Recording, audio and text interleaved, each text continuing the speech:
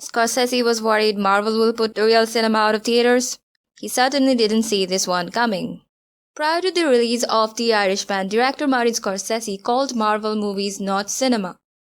Though many people understood what he was actually trying to say, many others jumped to criticize either Marvel or Scorsese's views on Marvel, missing the point and ruining the debate. So I wanted to revisit this argument to share what I believe cinema is, why should we make that distinction, and why Marvel can be an ally and join cinema to fight the real enemy like what we see in every other versus movie ever. Cinema is a visual art form of an artist's own imagination, own thoughts and feelings. It may not entertain, may not teach anything at all, but it certainly makes you contemplate what exactly did you see. But whenever this imagination is compromised to achieve a specific goal, that's not cinema. That's a product using the same platform as cinema. When a filmmaker makes a movie only to educate or convey an important message, maybe that's a great social work, but that's not cinema. If a filmmaker made a movie mainly to entertain the general audience, he gave a lot of joy to a lot of people, he helped many people to get through their days, weeks, months, but he still didn't make a cinema. I won't call them cinema the same way I won't call these warning signs or this picture of an apple art.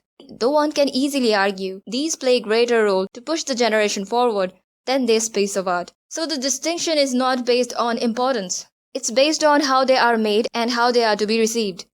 So how is a non-cinema, more specifically an entertaining movie made? The main goal of an entertaining movie is being entertaining. Where in a cinema it's more of a gamble whether or not the audience will be entertained. In an entertaining movie, it's a calculated decision. They will use similar tools as cinema to evoke emotion, but they'll keep coming back to being entertaining. These movies are the result of a mind-reading game where the entertainers try to figure out the audience. What makes them laugh? What makes them cry? What makes them cheer? What can the entertainer do to break them down so that he can build them back up, if not by the end of the movie, then by the next sequel? This is when you know the entertainer is trying to get a specific reaction from you and not communicating with you on an individual level. But that's not to say an entertainer's job is easier. When I say Marvel or any other superhero movie are not cinema, I don't mean that they are so bad of a cinema that they don't deserve to be called one. Contrary to what some people thought, Scorsese isn't saying that either. Marvel deserves to be in a different category, but Theme Park Ride wasn't the proper title I was looking for. To me, Marvel movies aren't cinema, they are cinematic events. They are the festival where we all come together to embrace the inner child in all of us. They are the sports where we all are in the same team. They deserve to be criticized when they don't do a great job, just how a cinema deserves to be criticized when it doesn't work out. Marvel doesn't need to be a cinema to be a great piece of work. It can be creative and inspiring, being the event that it is. So, if everything is great and shiny, what exactly Martin is worried about? Scorsese's problem isn't that Marvel isn't cinema. His problem is that the real cinema is no longer an event. In his article, Scorsese reminisced how big of an event a new Fellini movie used to be. Now, a movie like 8½ can come and go. No one will notice. The movie industry will make sure you don't notice. Many of us wished we lived in Akira Kurosawa, Satyajit Ray, Federico Fellini's time. But who knows how many artists of their caliber lives today, where very rarely one gets the praise and the prize he or she deserves. If a director like Scorsese struggled to put his movie, The Irishman, with the biggest names ever in theaters, then good luck to the new artists who have yet to make a name. Cinema will still be made, but it won't be marketed properly, and it will be lost under the pile of garbage after garbage after garbage. This is why there's a need to make a distinction between cinema and entertainment. To let the ringleaders know, no matter how much entertainment, good or bad, we are fed, we cinema fans will still starve for cinema. As well as to let the entertainment fans know there's a whole different category out there that looks the same from the outside but feels completely different. There are even some entertaining movies I liked more than Scorsese's cinema. But if all we watch is entertainment, we'll miss out on taking a tour inside some of the most brilliant minds. We'll miss out on how creative this visual platform can be. Where cinema is the reflection of an artist's soul, an entertaining movie is the reflection of the audience. Now, how creative can the reflection of a crowd be? To have one specific reaction scene by scene from every audience member, the entertainer have to limit themselves within a very few techniques. It will have its moments, but the filmmakers will return to similar tactics, similar emotions. Now, if the vast majority of the films are entertainment, they will start looking the same. Even when Scorsese was talking about Marvel, he wasn't talking about Marvel, he was talking about Hollywood. The entire Hollywood's entertainment movies can be described by Marvel. In terms of importance, I can't measure which one is making more positive impact than the other. But in terms of creativity and uniqueness, cinema takes the cake. There's no limit to artists' imagination, and so there's no limit to what can be achieved in cinema. It's concerning to see the entertainment pushing out cinema to this degree, where entertaining movies can't replace cinema. But in my humble opinion, cinema can replace them. I often find myself very entertained watching cinema, often learned a lot even when it wasn't the intent. Now one can argue the entertaining ones that I'm convinced are cinema are actually the entertaining movies that are also creative. Because I liked them, I'm ready to call them cinema. How did I possibly know the directors weren't trying to read the audience? That's an argument we would have in a perfect world. If a talented artist is brought to make a product, let's say an anti-smoking advertisement, he can make one that works as both a warning sign and a piece of art.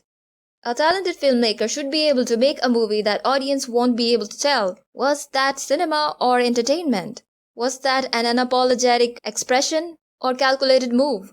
But here's the problem. Major studios don't let the filmmakers be creative. If you think studios are abundantly producing entertaining movies, no, they are producing what is fast marketable.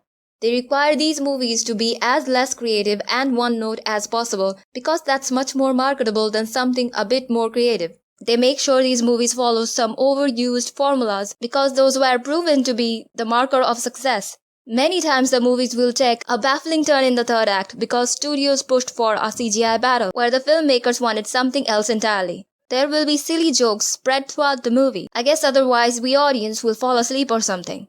Unless our heroes fight a giant monster, we apparently won't notice if there were any conflict or even a third act. Things have to be PG-13 to get both parents and kids on board.